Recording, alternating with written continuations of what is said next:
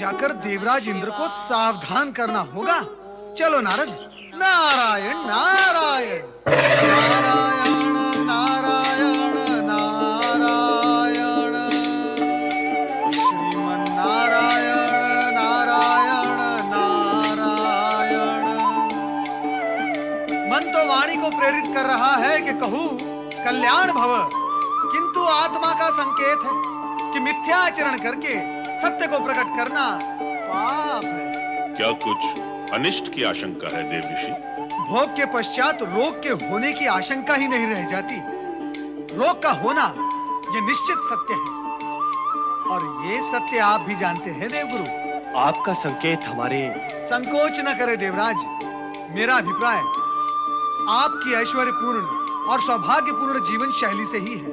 मैं तो आपको और समस्त देवगण को बधाई देना चाहता हूं कि विधाता ने आपको कैसा विलासपूर्ण जीवन प्रदान किया है। स्वर्ग का संपूर्ण सुख, सौंदर्य और यौन यहाँ उन्माद है। गीत, संगीत और नृत्य की मादकता यहाँ है। क्या कुछ नहीं, यहाँ सब कुछ है। ये सब तो भोग के साधन है देवर्षि, परंतु आप तो रोग की चर्चा कर रहे थे। हाँ देवराज, भोगी जब तक भोगों को भोगता है तब तक रोग आपस में चर्चा करते हुए भोगियों के समीप आ ही पहुंचते हैं।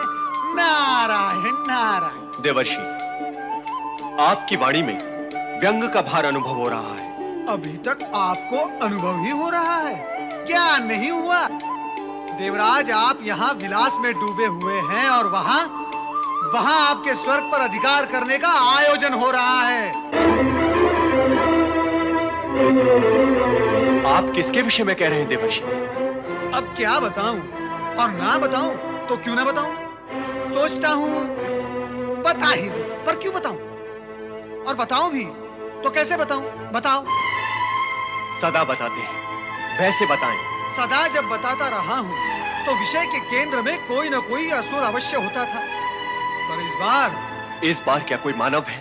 अरे देवराज, मानव होता तो चिंता न होती। कैसे बताओ देवराज? तो क्या कोई ऋषि मुनि तपस्वी है? देवराज, ऋषि मुनि और तपस्वी आपकी कूटनीति के समक्ष कहां टिक पाए हैं?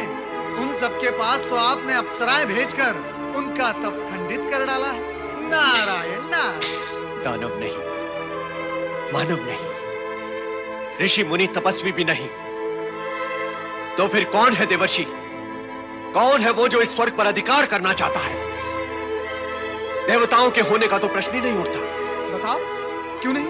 वो इसलिए क्योंकि देवताओं को तो स्वर्ग प्राप्त ही है। नारायण नारायण। जिन देवगण को स्वर्ग प्राप्त है उनके अतिरिक्त भी तो अन्य देव हैं। फिर तो त्रिदेव ही हैं। ब्रह्मा, विष्णु और महेश। देवर्षि, क्या इन तीनों में से स्वर्ग का कोई इच्छुक है? ब्रह्मा और विष्णु भी इनके सम्मुख। नारायण नारायण। अब बता भी दे देवर्षि, क्या आप भोलेनाथ की बात कर रहे हैं? आपका अनुमान सत्य निकला देवी सची। देवर्षि, भगवान भोलेनाथ स्वर्ग पर अधिकार करना चाहते हैं। और क्यों? क्यों? ताकि आपका यह अमोद प्रमोद और भोग विलास सदा सदा के लिए समाप्त हो जाए। मुझे नहीं लगता कि भगवान शिव शंकर ऐसा करेंगे। लगता तो मुझे भी नहीं है देवर्षि। नारायण नारायण। अर्थात आपको मेरी वाणी पर विश्वास नहीं देवराज? तो फिर आप स्वयं जाकर देख लें। कहां? विंध्याचल देवराज, विंध्याचल।